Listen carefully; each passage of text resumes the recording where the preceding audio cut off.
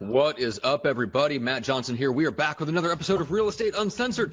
This is the place where you get actionable ideas, insight, and inspiration to turn your real estate career into a life of freedom / craziness, as evidenced by Gregg, who is already he is already up, he is amped, he is fired up, and our guest is certainly not going to help that at all. Because, if there's anyone that has more energy on the face of the planet than Gregg, it's this guy, Wayne Salmons. We've got an amazing guest today. We're going to talk about Wayne's background. We're going to talk about how to massively increase your predictable income, because how about that? That is a very key. You do not want huge spikes and dips. You actually want predictable income that you can grow and hire people off of and pay your bills. That would be awesome. So let's talk about massively increasing your predictable income. So we'll bring Wayne in officially in a second, but for now, the junior grandmaster himself.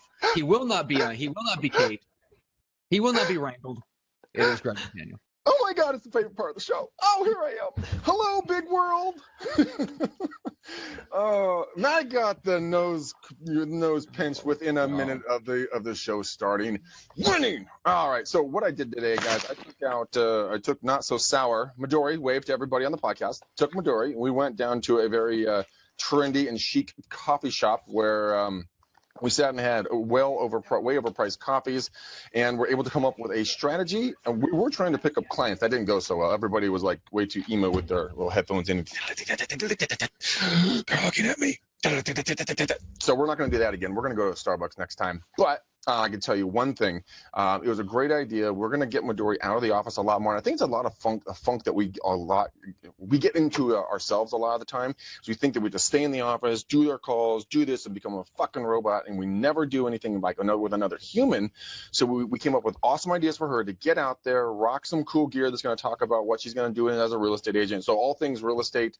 I did a show with them the Monday of this week, and if you guys want a discount on it, CVH is your promo code, and you'll get like 10% off. There's something or free shipping. I don't know what the code is, but there's little doggy coat things that she's gonna put on her dog, and we're gonna get her out doing a bunch of other stuff that she's excited about. So I want you guys to think about it. What can you do to get out there? And just to top it off, Matt, look what I got. I got a personalized thank you letter for the McDaniel Challenge, and this is from Laura. Thank you, Laura, beautiful woman, and she gave me something, Matt, that you don't get to have, but I do. Starbucks card. Mine. Wait. You mean like this one that Aaron sent me for helping with expired mastery? Damn. Now, I don't mean to brag, but it is a Starbucks black card for a reason. That is not a $5 Starbucks gift card, my friend. I got black on mine. And by the way, he called me and asked me what you would want. I'm like, dude, Starbucks all the time. He's like, okay, cool, totally cool, dude.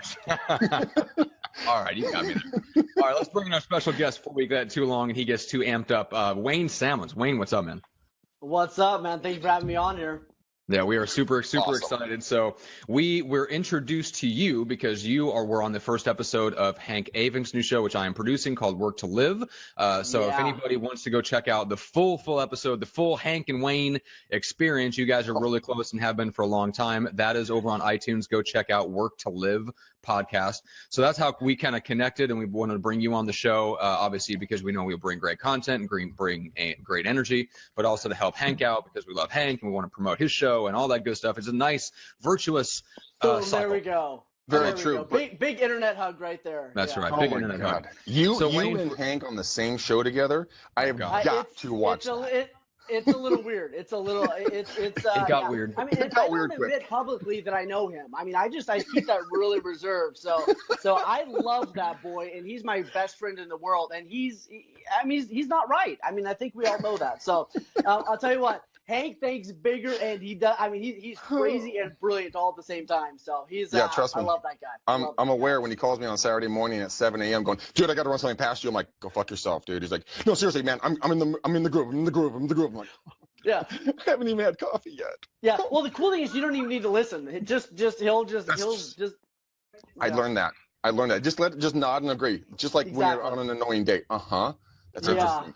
Tell me more. That's amazing. Every Monday, Wednesday, Friday for me, Greg. Oh, shut up. All right, Wayne. So fill everybody in. Give me the 60-second bio. Who you are, where you are, what you do.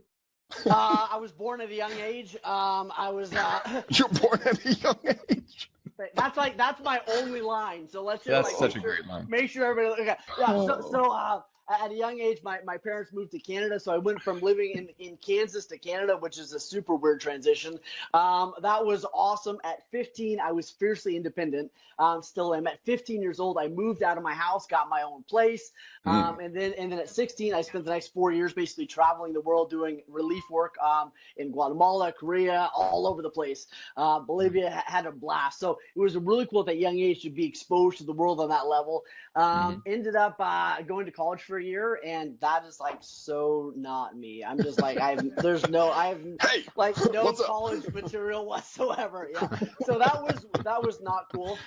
Anyway, so I went up to Alaska one summer because they're like, hey, we pay people $1 gazillion. And I'm like, that sounds good. I later found out why they pay you $1 gazillion, because it's in Alaska.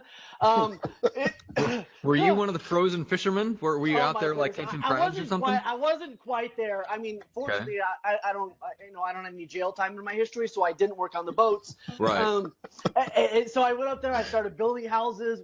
My buddy and I, we started custom building homes. Then I got cold. I remember like we're building at -10, and I'm like, this is I can do different than this. Like, this is not my life calling. So then I went into real estate, and it's been crazy ever since. So I went into real estate, quickly became I struggled in the beginning, then became one of the top 30 under 30 for Realtor Magazine, selling a bunch of houses. That was awesome. I got in my own way, my limiting beliefs, my whole stuff. I ended up kind of like losing everything. I hit rock bottom and like nailed it. Like if I'm gonna do anything, I'm gonna do it big. So like I nailed it. Like I didn't come close. Like I nailed it. So went through some stuff and then kind of got back on my feet. And for the last 5 years, I've been training for Keller Williams. And then just now, recently, as of like January 1st, I'm out on my own, pursuing what's put within me to do. So. There we go. I don't know if that was 60 seconds. That was somewhere around like 379 seconds or whatever, but I'm willing to let it pass. Close to 60. Good stuff. Exactly. All right. So I want to delve into a couple of things that you mentioned. Number one, the initial struggle, and then the rock bottom recovery. Like I know there's a lot of stuff that you have to say that people get a ton of value out of, but let's go small before we go big. How about that? No, I'm ready. There was a couple questions that I wanted to cover and throw out to both of you guys. So this is one, Greg, you're actually tagged in this on the Lead Gen Scripts and Objections group. So Michael Shetler asked, can anyone offer your circle prospecting scripts for, number one, just listed, and number two, a price reduction? Let's cover the just listed first. And Greg, what say you about a just listed script for a circle prospecting? Matt, what I say is this. So it's really, really simple, guys. The majority of my scripts, there's 4 parts of my script, and it's the intro 3, which is who I am, where I'm from, and what am I doing on your front porch or phone. And then I go into, the Ford script and a couple of other things. So it would be, hey, Wayne, my name is Gregg McDaniel. I'm a real estate agent here in the area with J. Rockcliffe Realtors. The reason I'm here today is because we just sold a home, or a home just sold, depending if you sold it or if another person sold it. Never take credit for something you didn't sell, but always want to inform the neighborhoods what's going on. I just want to let you know it sold for whatever amount of money over the list price or whatever. So let's say it sold for $22,506.11 over the listing price. And just wanted to let you guys know that, and just wanted to see if you guys had any intention of maybe making a move. It went with multiple offers. We have probably 2 or 3 other families looking to buy in the area. Have you folks thought about maybe selling and taking advantage of the prices? And then we go into the script, we go into Ford, and we go into the triple F script if we need to do the feel, felt, found. I mean, we go down the laundry list, but that's how I intro with a just sold. Okay. Wayne, what's your perspective on that? Anything you would add or take away from that type of script? You told me Greg wasn't that good and that I was going to look great. And yet he just nailed it. So this is going to be tough. No, so here's what I do, right?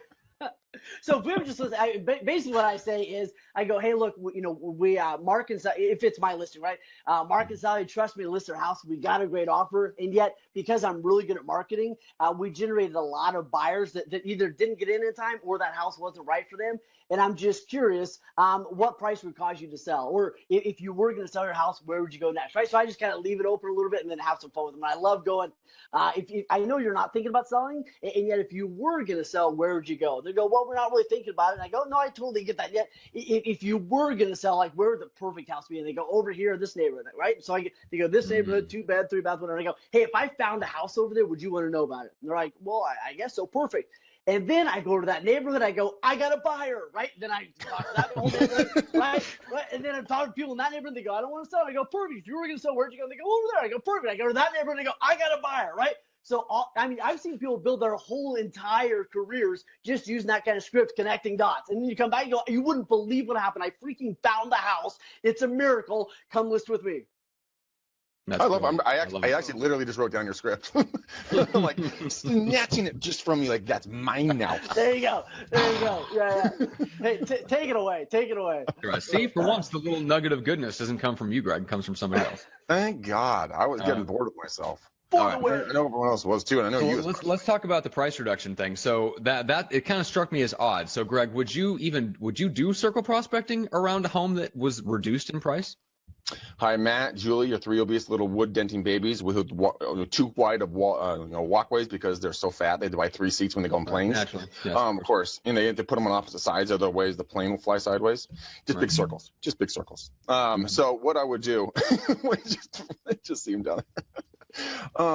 So honestly, you'd be like, hey, Matt, Julie, just want to call and let you know, congratulations, your neighbor didn't sell for their full price. They had to take a $50,000 price reduction, but have you been thinking about selling? It's a good time. I need a commission. Okay. No, Matt, I would not do that. And I know. Now, wait, what if it was your listing? Hell no. Still no. Yeah. You trying to keep that shit quiet, man. You're like, okay. Oh, don't tell anyone we did a price reduction, but I think we could probably get a little bit higher if we raise the price a little bit. Okay. You know. Yeah. Oh my God, you're funny, dude. Oh, Wayne, Wayne, do you agree with that? For the first time ever, I'm just going to agree with Gregg. Okay. Sounds good. All right, so let's talk about price reduction. I feel like someone should record that moment. There we go. Yeah. Yeah, I know, exactly. The first time ever Gregg has just had someone say, I agree. Except for you, Matt. I have never once agreed with you and left it at that. I always have something to say to add. Well, you will. Anyway. You will one of these days, and you'll understand the true joy that Wayne just experienced. Okay. I agree. Well, first of all, let's greet a couple of people. We have a bunch of people watching, but among them is the man himself, Hank Avink. I thought we so were he's letting here him to on. be supportive. I thought we talked about this. That was my one stipulation. We don't let Hank near anything. I know. It's very sad. I told the bouncer outside to not let him in, but he must have slipped through with like a 20 or something. I don't know. He slipped him a 20 and he got past the bouncer. Okay. So guys, what would you do? Let's talk about the client management part of it for a second. Each of you give me like your best script for asking a client for a price reduction or price reduction. Paul is saying that he's starting to get worried about your kids, Matt. Time to lay up the Twinkies. Yeah, when they start making planes fly in circles in the air, it might be time to put them on a liquid diet. Wait, all right, you're those up. darn diabetics. Oh, God bless them. Bastards. That's right. Okay, Wayne, you're up, dude. All right. So asking my clients for a price reduction. Is that where we're at? I got a little distracted there for a minute. So here's the key, and I think this is crucial, and I think this is a mistake that a lot of real estate agents make. They go into the listing appointment, and the way they set the prices, they go in and they go, I think this, and I think the market's doing this, and I think this, and I think we should price it here. And it's this whole I show, right? And the problem with that is then when you go back 2 weeks later for a price reduction, it's like I was an idiot and I didn't do my job, and now we have to reduce the price. So here's the key. When you go into that listing appointment, you get them to go, hey, here's what's happening in the market. Where do you think the market's telling us to price the house? You enroll them in the conversation, and then here's what's brilliant.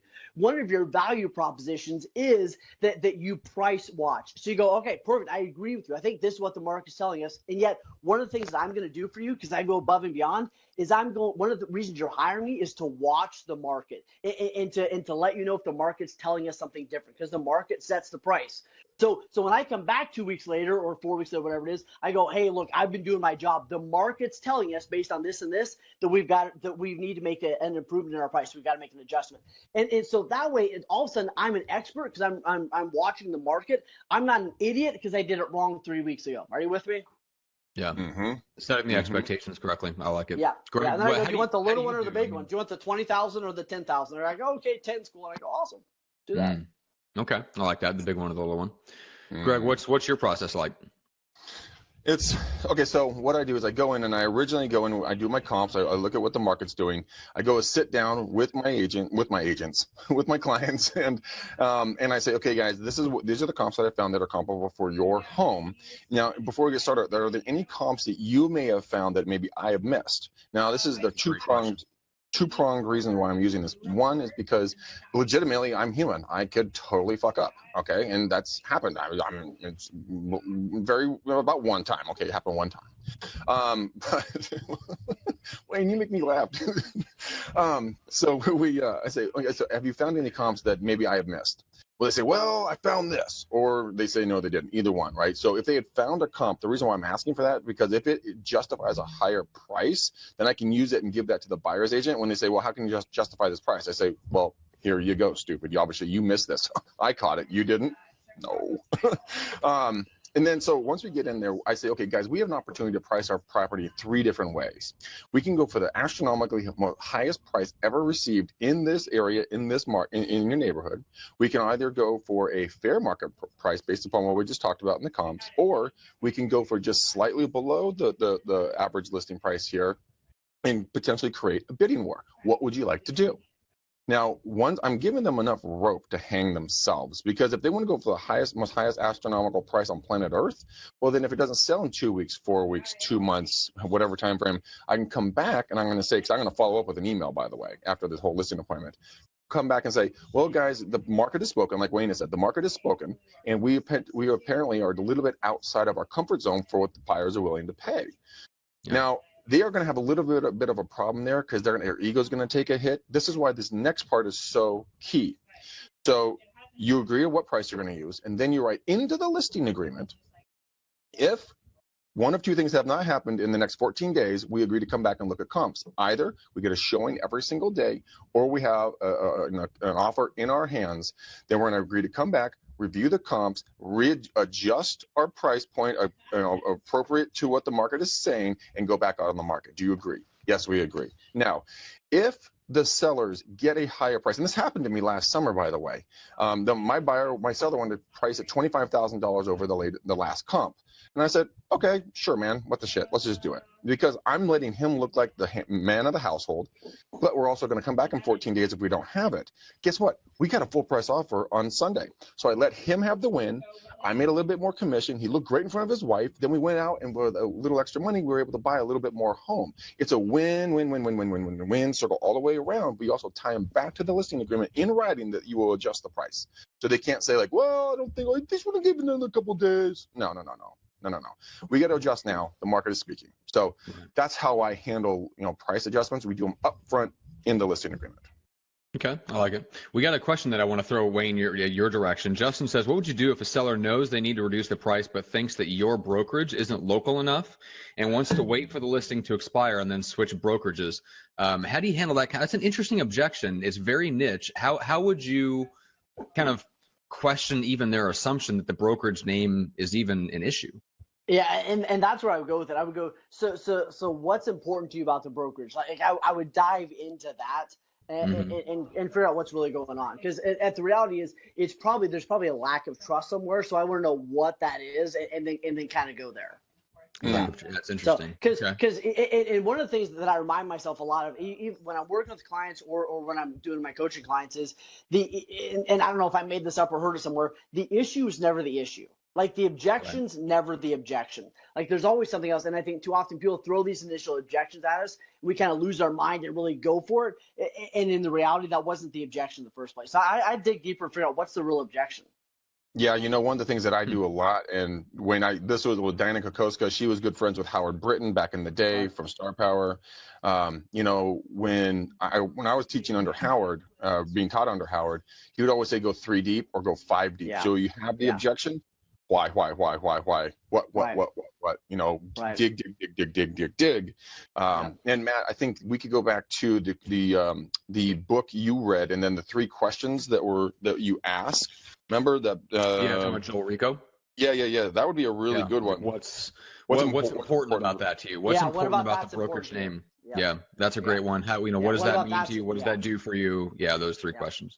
I mean, I think that would be a really good way to dig down on that type of an objection. And besides, you can also ask them, well, if you guys feel, do you feel that, I or my brokerage cannot do a qualified job to get your home sold? Do you need X, Y, and Z brokerage, or do you just need a solid agent?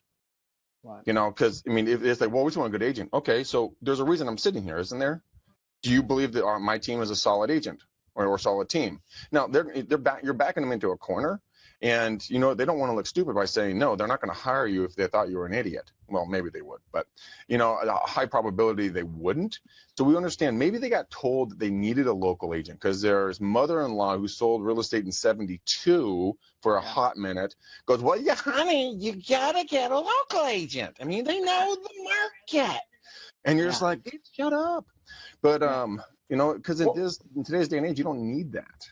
I mean, you need someone who's internet savvy. You need someone who's actually more mindful of the overall global climate, not the super hyper local market. Both are good. That's where I love that feel, felt, found script, right? Like I understand you feel that way. I've had other clients that have felt that way. Yet what they've found is blah blah blah, right? It's so critical. Yeah, and it also humanizes you back to them, because I can understand how you feel. I felt that same way when I sold my house. But what I found is that when I did the price reduction, I was able to sell my home with multiple offers, and we ultimately got a higher price because you went through it with them. They're not alone, and they don't want to be alone. They want to know they have their tribe running with them, and they're not the only person on planet Earth that's had to deal with this. Yeah, because that would make them ostracized, and that's never good. All right.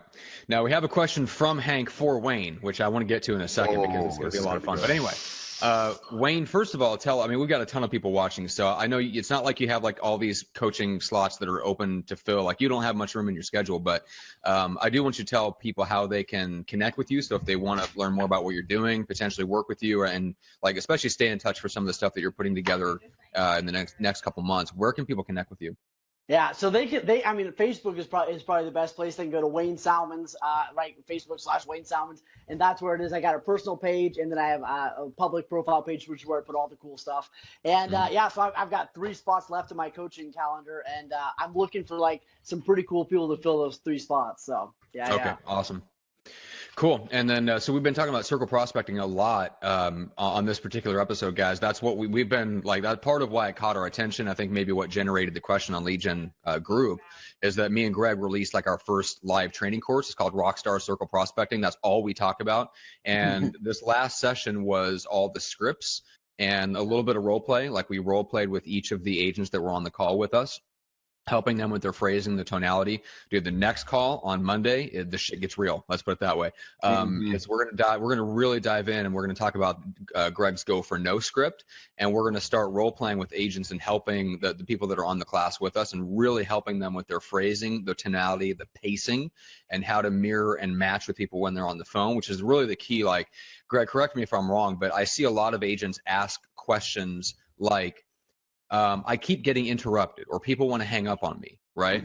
And to me, that all comes back to the mirror, the matching, the speed, the tonality and stuff. When you first get on the phone with them, you are lacking that connection. You're not building that rapport, and that's why you're getting that impulse from people. So we talk about a lot of that stuff on these training courses, not just in terms of what to say, but how to say it, so people actually give you the time to say it, which is a big deal. So anyway, go check out rockstarprospecting.com. We've got the next round of dates up for that class. It starts here in a couple weeks and it runs through like April. It's a 4-week training course for $297. So I mean, it's for the amount of content. You get 1 hour live training sessions once a week for 4 weeks with me and Gregg. We go super deep on the engine of Gregg's business. Anything, Gregg, you want to add to that?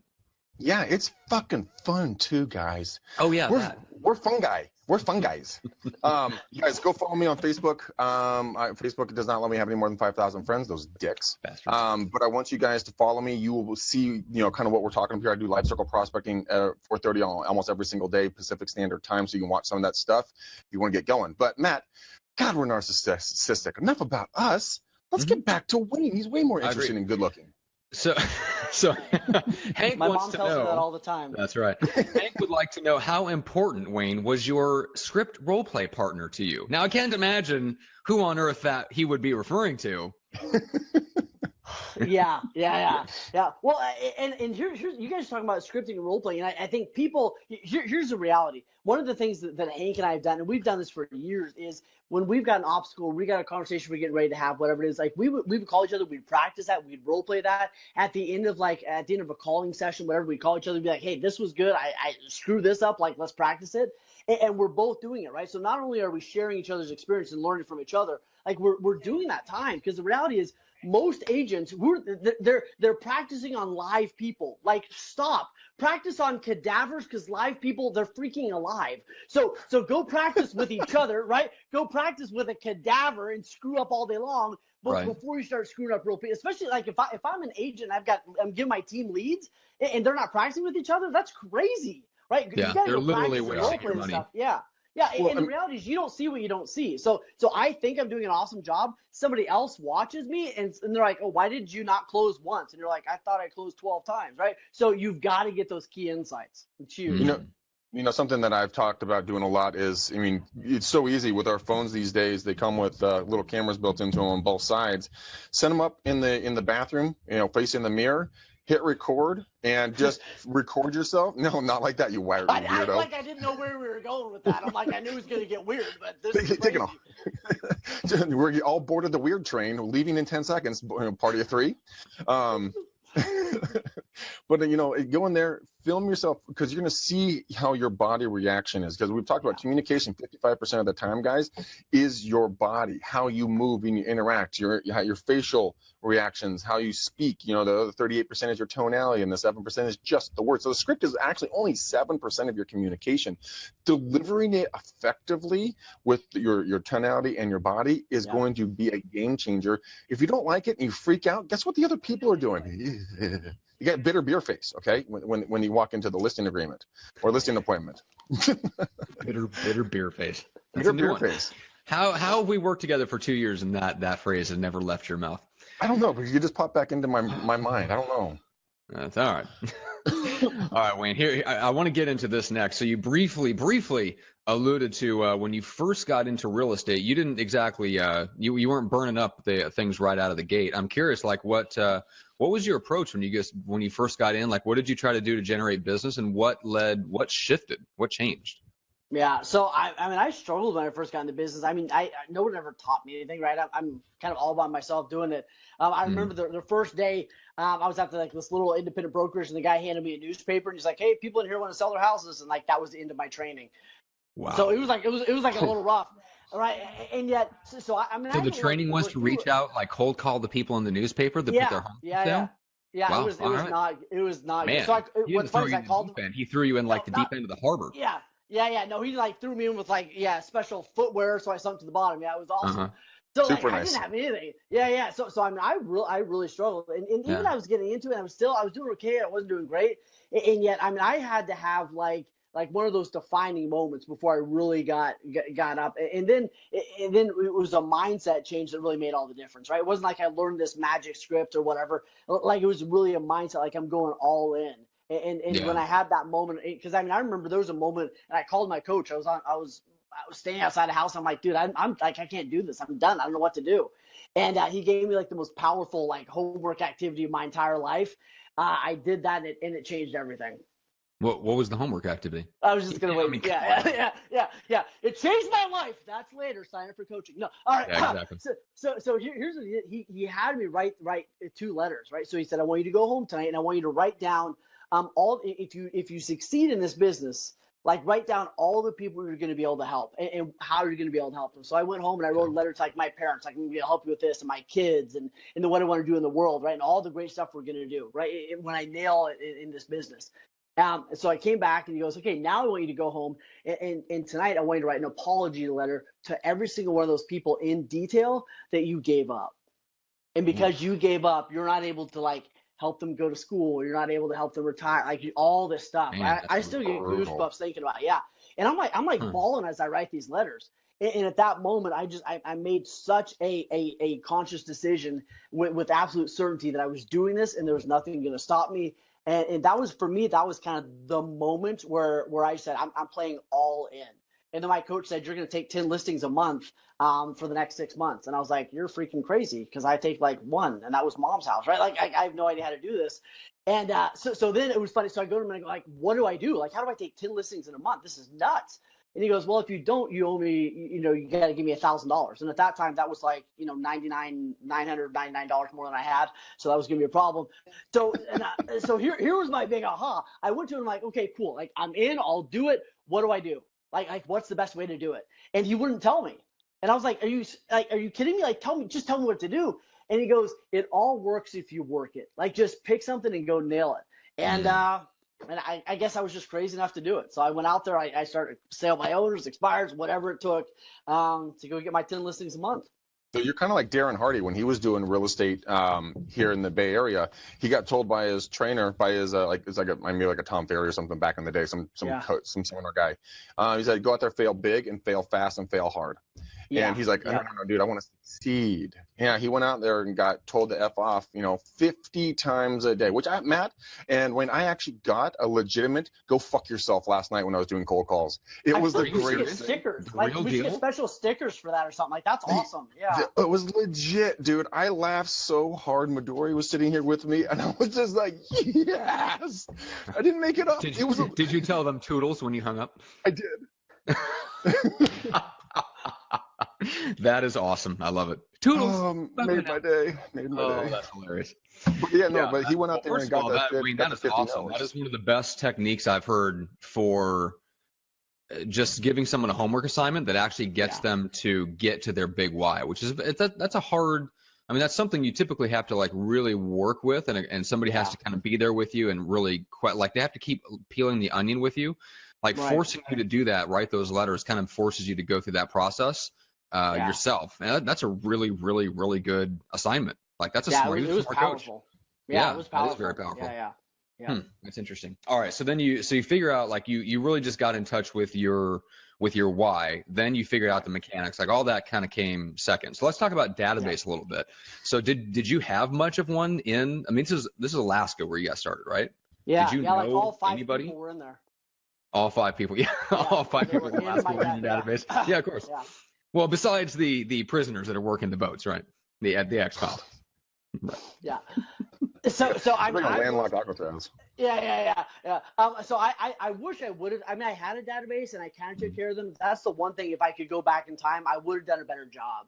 And I think the biggest mistake I see realtors make around their database, and I coach a lot of my guys around this, and one of the things that agents want is they want they need clarity, they want predictability, and they want consistency. Like, they want to know, what can I do to like know that this year is going to be okay? Like what do I need to do to be able to predict the future? And that database is so huge. And the one thing that I think so many people screw up on is they make it so complicated. There's no one in the world that could run that thing. Right, like it's so freaking all over the place. They got 1,000 different things, and their market. It's so complicated that it's almost impossible to run. So what I tell my people is like, just make it so simple that you can actually execute on it. Yeah, that's a great point. Well, that would break it down for most real estate agents. We need big buttons and colors. I mean, if you try to make it super hard, if you try to make it think like an engineer would think, we are all screwed. Big buttons and colors, guys. It's not that hard. If Wayne and I can both not graduate from college and somehow land on our feet, you guys who have education can definitely do it. Okay. If we can do it, anyone can do it, and that's like legit. Like legit. Seriously. Yeah. we were too legit to quit. So. Wayne, you've got one more year of college than I've got under my belt, so you have me beat on that. Yeah, I know. Yeah. Oh, really? Yeah, seriously, you didn't know that, Greg? No, we've been working together for 2 years. I was 15 years old. We've been working. I didn't technically graduate high school, so does that kind of like put us back together? I also did not. Does that make a difference? I left. I left school I liked at 15. you. I knew that we were going to be. I knew that this was going to work. I knew it. Credibility. I went and got a G. I found out that the Christian school I was going to, or thinking about going to for my senior year of high school, I found out that they did not, they lost their accreditation. So I would have had to go get a GED. So I just went and got a GED, quit school, and started working. Oh my God. That's awesome. Yeah. Anyway, all right. So there was a phrase, and I want you to give everybody this. I don't want to spoil it for everybody. It's something that you and Hank were talking about on your first podcast episode. So you got to tell people that phrase because it's fantastic. So, and I hope this is the one you're referring to. So here's what's funny. So many people I work with, I'm like, hey, you need to call your database, and they feel really weird about it, right? They're like, well, I don't know. I haven't talked to him forever, like whatever. And here's the reality. You've got to take care of your database because so many agents, they go, okay, I'm just going to call them. And it's a freaking booty call. Right? It's like, hey, haven't talked to you in 3 years. Do you want to sell your house right now? Because I got a car payment. Right? It's like you would never call somebody and be like, hey, I haven't talked in 2 years. I thought I could come over, sit on your couch, we can make out, and let's make a baby. Like tonight. It's like, who the hell are you? It's been 2 years, right? So stop booty calling your freaking database. Just take care of them. Are you with me? Oh my God. We get like no wonder you feel weird. It should feel weird. Yes, it feels weird because it should feel weird. Yes. And there is that broken minority among us that can make that call and not feel bad about it. And I think the rest of us are out there sitting around going like jealous of those people. We should not be jealous of them. They have something wrong with them. So what's the answer, right? So you don't want to booty call your database, but what's the answer is like you have to be communicating with them without any intention. I think that's also where people get themselves tripped up on. It's like, well, if I'm not going to call them and I'm not calling them about real estate, what the hell do I call them for, and how do I explain why I'm calling? So what's your favorite script, or what do you recommend for your agents? Yeah. So the truth is they only need 4. Like you only need 4 reasons to call them a year. Like that's so little. So one of the ones I always recommend is like you're probably going to do some kind of event, right? So there's one, it's gone, right? Another one of those calls is going to be to see if they have any needs for next year, right? It's like it's January, I'm planning my vacations, just want to see if you need anything this year around real estate. So that is going to be one of the calls. And I think the other calls are actually calling because you give a rip. So my 2 favorite ones, one, I love calling saying, hey, I'm building my vendor list. Like I have a lot of buyer sellers and they always need, vendors. Who do you know is a great carpet cleaner, land, whatever it is. So call them and get them to tap into their people. It's just a great way. And then you go, hey, do you want to copy that list? And it's just a great way to build your database. I think another great reason to call your database, and this is probably the greatest script of all time. So get ready to write it down. Mark King shared this at Mega Camp, I think, a couple years ago. And the greatest script of all time is this. And I'm going to blow Gregg's mind. So just make sure you're sitting down. Here's the script. Hang on. I'm firmly planted on 2 feet. Hang on. All right. That was it. The script is hi. Wait, that was it passed me by. Hang on. What now? Just call people, say hi. I was thinking about you. How are you? Like, stop being weird. Just call them and check in. Are you with me? Oh my God. Yeah. Right? Like, I was driving by thinking about you. Just wanted to check in. I wanted to make sure I didn't drop the ball. Like, how's life? Like, we make it so overcomplicated. Are you with me? Yeah. Like, it would be okay to call them and just say, hey, I just wanted to check in on you, see how you're doing, what's going on, right? You go through forward, whatever it is, just make that connection. I just think we make it something it doesn't need to be. I agree with you on that. There's actually I'm holding a list of, I think that's, 20 plus reasons why to call. And it's like, go to your point. I mean, it's like, drove by your home yesterday, couldn't stop but thinking about you. Just, here's another one, just thinking about you. Just wanted to reach out. Just wanted to call and say hi. Wanted to see if you wanted to play golf. Okay.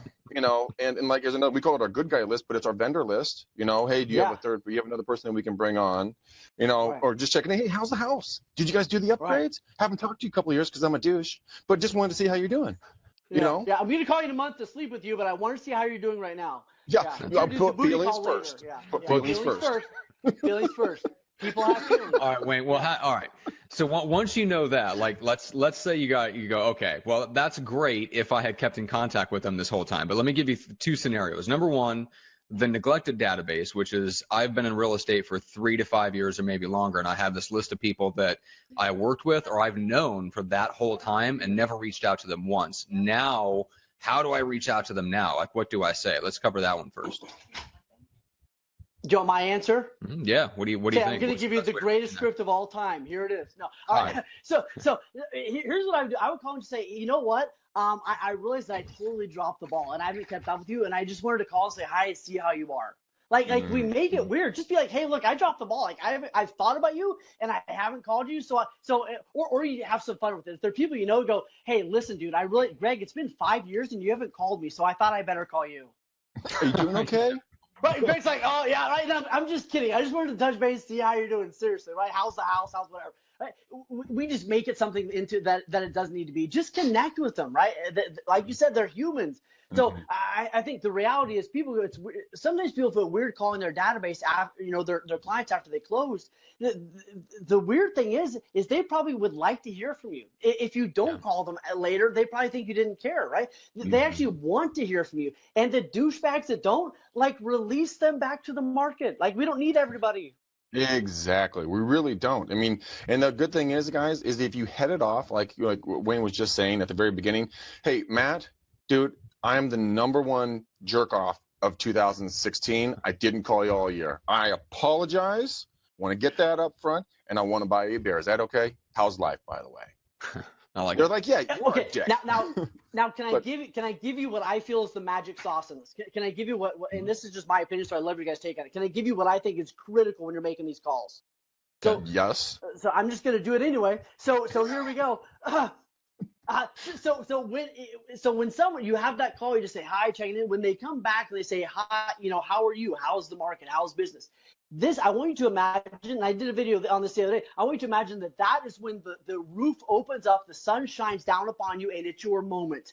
So at that moment, I don't want you to go like the weird line, why do you ask? Screw that. I want you to go, man, I'm doing so amazing. I tell you what, last week I was able to help this young couple who didn't think they could get into a home. They were really stressing out about it, and I came up with a strategy to get them into that house, and they were able to close by this date and whatever. I want you to tell them a story because they'll remember a story. Right, I got these sellers, and they were freaking out. They needed to get to Chicago to be with their grandkids, and they had it listed before. It didn't move. I was able to come in. I gave them the 5 things they needed to do. We got their home sold, and right. So I want you to tell, because they'll remember a story. Are you with me? Yeah, right. 100%. And the story, and every story's got a villain, which is the market or price or the other douchebag agent or whatever. Right? There's a villain, and then you're the hero. And I'll tell you, they're going to remember that forever. Right? So just look for those moments. Melanie has a really good she has a script here that she just posted this, that I wanted to call so you wouldn't have to tell people that you never heard from your realtor after the transaction. I mean, I love that one. Yeah, I love that. That's awesome. It's very high D, by good. the way, Melanie. That was good. Yes. Oh my God, that's funny. All right, there was a really good one here. A really good question, which was what happens when past client transaction did not go well. Wayne, would you modify anything? Would you hit it straight up in the script when you reconnect? Yeah, I'd probably just never call them again. Yeah. No. No. So here. So I love it. So Jenny put this out there, and she said gratitude call. So that I would just do a gratitude call, right? Go, okay. You know what? I'm so grateful that we had the opportunity to work together, and I realized that we hit some bumps in the road, and I wanted to call you because I want to make sure that doesn't happen to anybody else. And I knew that maybe I could get some advice from you so we could put something in place to make sure that never happens again.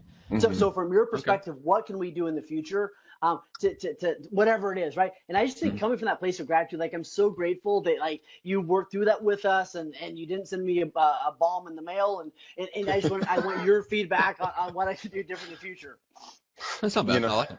That's actually a really powerful one because he's actually doing 2 things for you at the same time. One, it's giving them the power to vent, and once they vent, it's like getting a zip popped. Get that crap out of your system, because otherwise it's gonna get all nasty and infected and everything else. So allowing them to vent, you get to learn. You get to learn what you. Hey, Wayne. You get to learn what you did wrong. Therefore, you can put it into your process, never to do again, and you can start mending a relationship. Yeah, well, you assume too much, Gregg, as always. Oh God, bite me. I'm gonna tell you how you have way overstepped your bounds here, which is that you said you can adjust your process. You can adjust your process. No agents have a process. They don't have any processes. There's no systems. You assumed that there is a system to adjust. Oh my God! Actually, it does work because I've done it. And you always bitch at me for not having systems. It does work. You have a system. It's called Eileen, and Eileen has systems. That's how you have systems. That's how you've gotten around that particular workaround. Eileen has twins. Well, she has now dual systems. She's a twin turbo. Yeah. Totally tuning me out, by the way. And justifiably so. But yeah, that's if you have systems, then yes, you can make adjustments to them. But you got to have systems first. Yeah. Okay, sarcastic ass. Move forward. So guys, really quickly, crap, I forgot what I was going to say. It was going to be something awesome, though. Anyways, keep moving. I'll remember. Oh, great. Thank you. The world will be right, less so Wayne, quality. that was I was trying to segue into something, which is what I wanted to ask you about, Wayne. So how would you advise someone to start to add in systems to their business, to start to make things like especially the contract to close process easier, smoother, so that they deliver a better client experience without getting themselves sucked into operations so much that they can't keep selling, keep calling their database, keep doing the things to grow? Yeah, well, so I think it's two parts. One, look for ways to leverage that out. First off, like there's a gal here in my office in Dallas, and she does contract to close, and I tell you what, she is a gazillion times better at it than I ever was. So like if you have people like that in your world, just let them do their thing. Make sense? And then I think the other thing is make the systems, and I'm so passionate about this right now, make the systems simple enough that you can actually follow them. Yeah. And I think we overcomplicate them. And I remember Tony DeCello said one time, he goes, a 12-year-old should be able to walk in your office and run your systems. Like they should be that simple that somebody who didn't know anything could come in and run them. So I think we overestimate, maybe we overestimate the time it's going to take, whatever it is. Just make it simple and do them one at a time, right? Just start knocking out one simple system at a time. And the other thing too is most of us have systems. So reach out to other people that already have some of these systems in place and just copy and paste. Like you don't have to reinvent everything, right? Like I mean, Jenny was on here asking questions earlier. She's one of the best systems people I know. So instead of me like coming up with all stuff, I'm going to go to her and just grab hers. And the third thing I would say on it is your job is to make a massive amount of money so that you can hire the right person to come in and build the systems. Like I see so many people that go, well, I'll hire an admin when I build my systems. Like, screw that. That's not your job. Your job is to go make a bunch of money so you can hire someone that's really good at that to go do what they're really good at. Yep. Now that's an interesting perspective because I feel like that's where most people fall down. So I tend to be the opposite. I build the system first. I experience it. So I learned this from Frank at Viral, which is I do it, then we do it, then you do it. So that tends to get, I believe very strongly in that approach. But at the same time, if you can hire the right person, I mean, obviously, if you can hire a rock star person that can build the systems for you and they're legitimately better than you are at especially the admin work, the contract to close part, 100%, absolutely. Bring them in, let them do their thing, and just you enforce them building the system, which is what I've yelled at Gregg about for like the last 2 years. Like he has someone that is a single point of failure in his business that they have, no systems documented. So if something happens, or when Eileen goes into labor, I don't know what exactly they're going to do because there's no, like the systems are locked in her head. Yeah. Well, God forbid somebody gets hit by a bus and you're going, crap, what do we do? Yeah.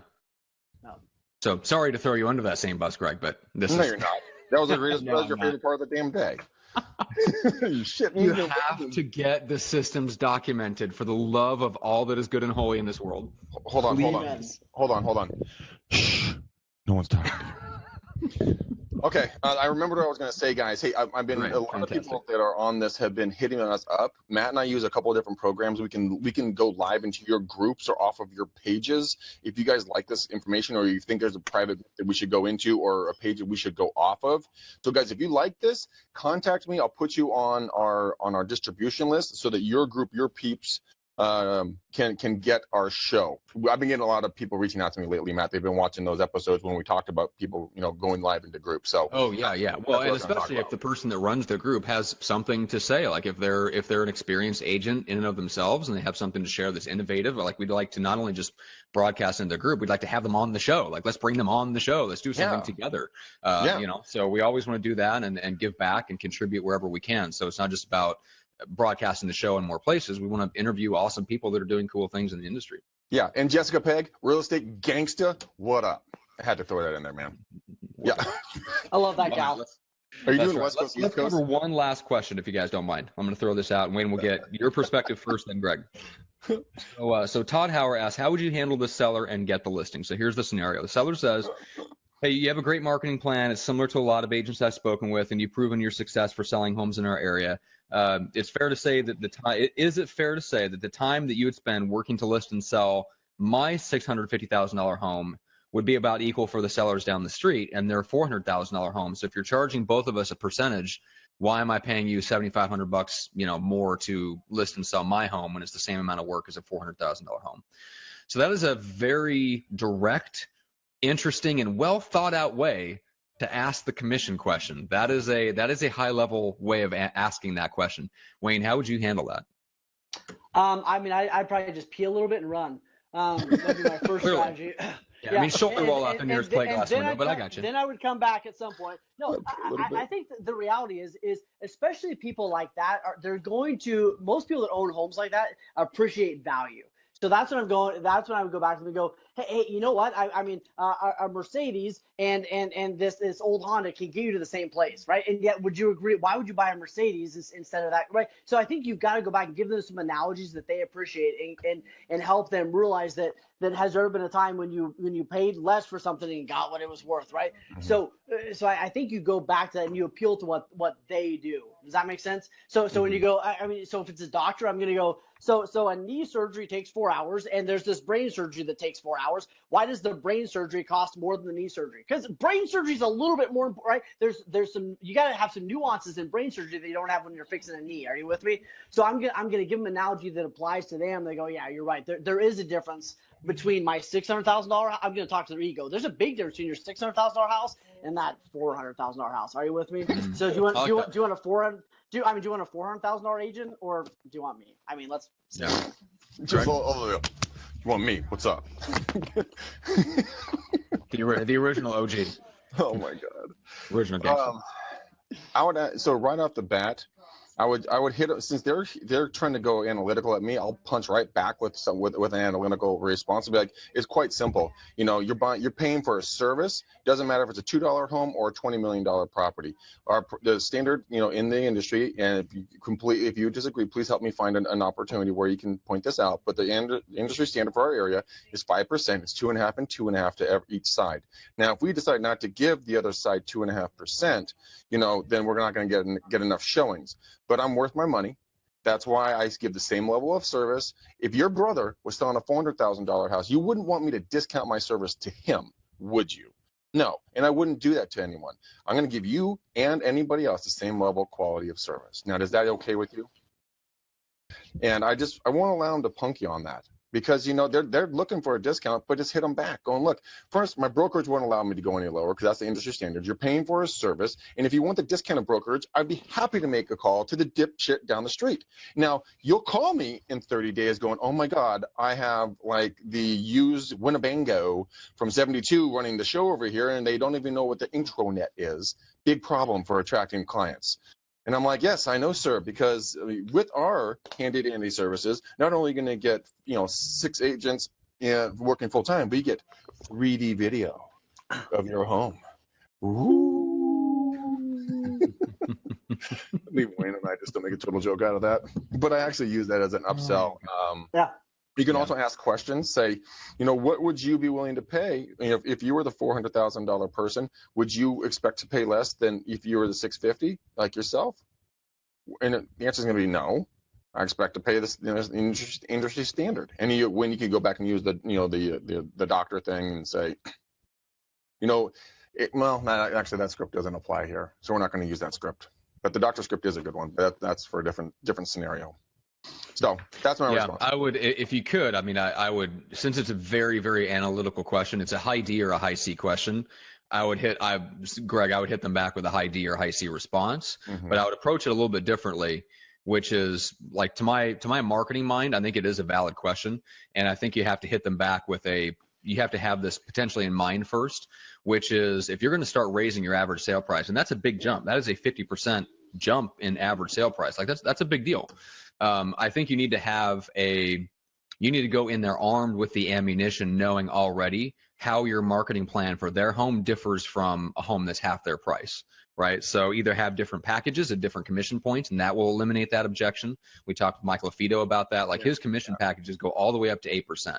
So if you want, not only do you want the top the top tier of marketing, you pay more for it. But if you're just like some guys, I think Craig Proctor started doing this years ago. I think it was him. Wayne, correct me if I'm wrong. Didn't he have like an 8% package if it dropped below a certain price point? So he actually could go in and say, look, I actually charge, like if you drop below a certain price point, I do charge a higher percentage so that we don't have these wildly varying commission amounts, because it is the same amount of work. So he can, like, there's ways to remove that objection before it comes up. And the other thing is days on market. So if you're literally 50% above the average sale price for your market, you're not hitting average days on market. So if the average days on market are 30 days, that listing that's 50% more expensive is going to sit for 50 or 100% longer.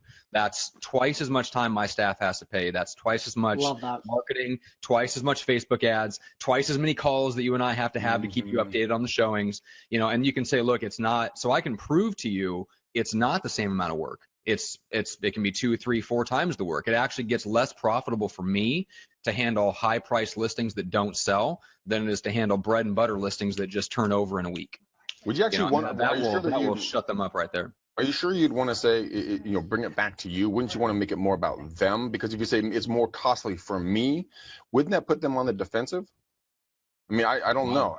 No, because they want to know that anymore. it costs you something. That's what they want. They want to know. They want to get their pound. They want to get their pound of flesh. They want to know that the value exchange is equal.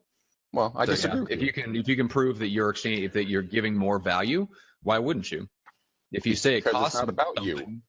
No, it's about the value that's being exchanged. It's not about how much pain it is for me. For them, it's all about them. I know, but telling them anything else, like if you can justify that you literally do put in more work, more marketing dollars to market their home than a $200,000 home, that's exactly what they want to hear. Yeah. No. So anyway, okay, fine, whatever. All right. So Wayne, where can people connect with you? So they can reach out to me on Facebook. They can reach out to me on my phone. On your phone. Yeah, I mean, like they can go to they can go the intro net. Google. Yeah, they can go to the Google and the AOL, I believe it's called. The AOL. Yeah. That's so right. No, it's WayneSalmons@CompuServe.com. There you go. Yeah, there you go. Exactly. Yeah. No, or they can go to WayneSalmons.com. So it's just Wayne. Last name is SALMANS. So that's it.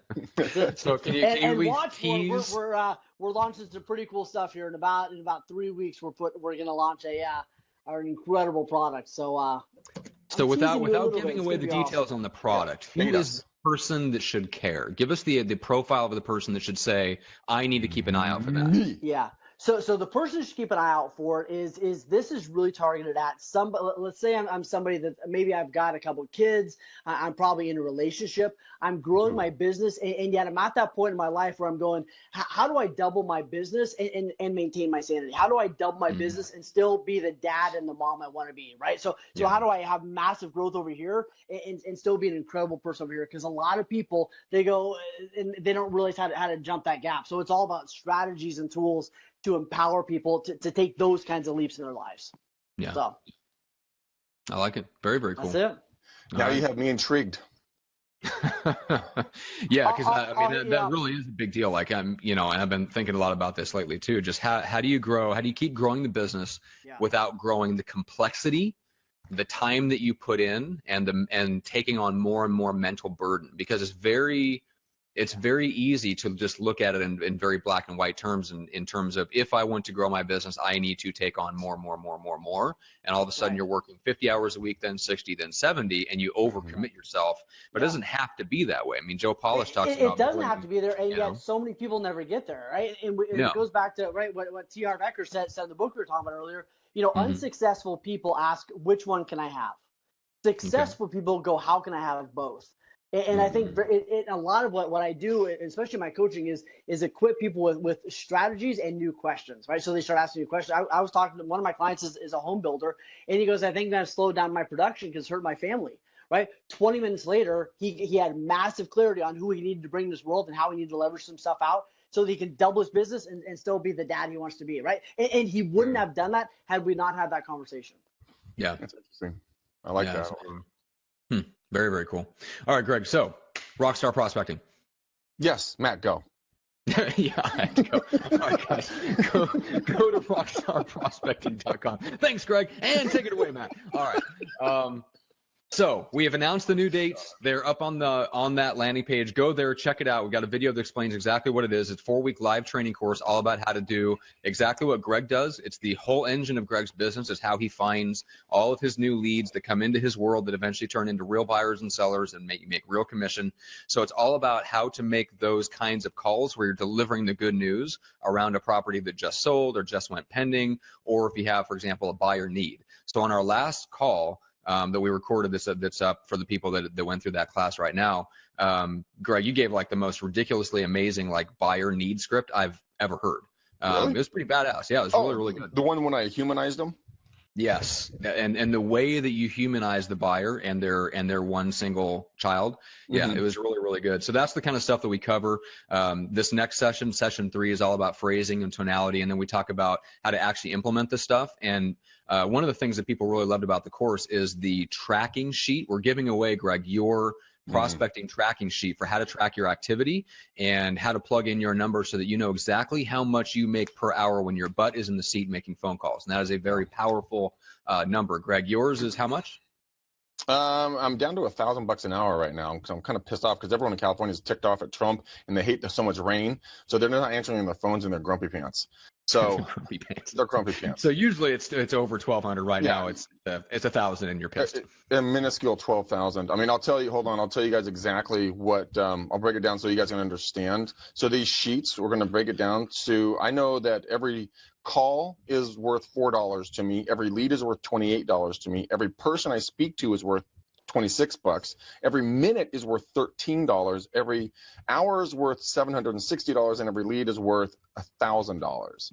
So it really identifies and breaks it down. I also know that the fact that my potential revenue at an average home value of $800,000 with 2.5% commission rate, working 1 hour a day, 5 days a week, 45 weeks a year, my income based upon my trackable number to date is going to be $171,021.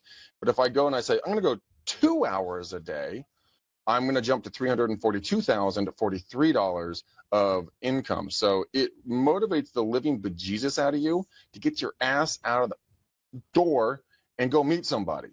And that's something. I love how you only edited yourself on 1 out of the 2 cuss words. 50% increase awareness, Matt. That's a big day for you. All right, guys. Guys, go follow me. Go follow me on God. Facebook, guys. Don't friend me, please. Don't friend me. Follow me. You will see what we are talking about live, and maybe we'll get one more fuck off on a live training video, which I am shooting for. Maybe I'll just goad people and just say, you smell bad over the phone. Or, wow, did you not lose that pesky 600 pounds? I don't know. Just say something insulting. Wow, that's really going for no. Goodness. No, you're cool. I'm not even talking to your kids. I mean, go figure. Follow Gregg on Facebook. Follow him on Instagram as well. He's McDanielCallahan.real estate. You can follow me on both platforms. I am pursuing results.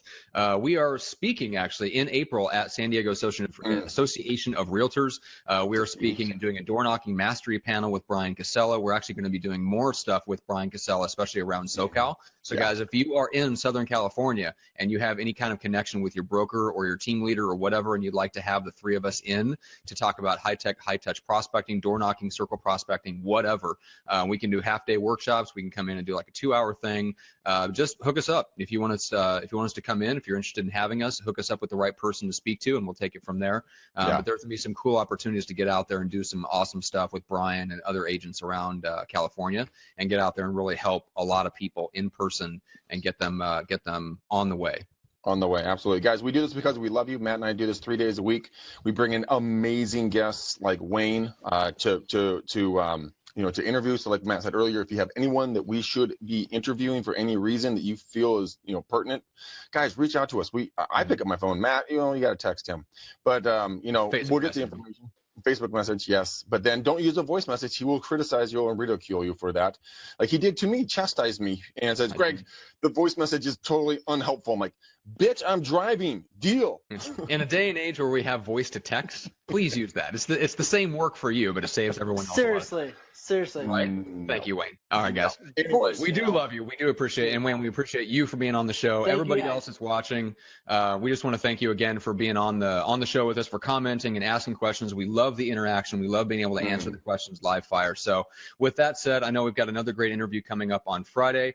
We've got some great guests coming up. We're bringing Frank Klezes from Viral Marketing on. We're going to have Ben Bacall, who's one of the top agents in Hollywood and Beverly Hills, is on. I just talked to him today. So we're lining him up for April. Man, we've got some really, really awesome guys. And we have our author coming on, the ex head hostage negotiator internationally for the FBI. That's right. He's coming on our show, and that dude, his book is epic. I'll put the link in there for you guys. It is. Cool. I'm not going to say it. I've already said enough offensive things in the show. All right. Okay. We are out of here, guys. We love you. Peace out, ninjas. We're gone.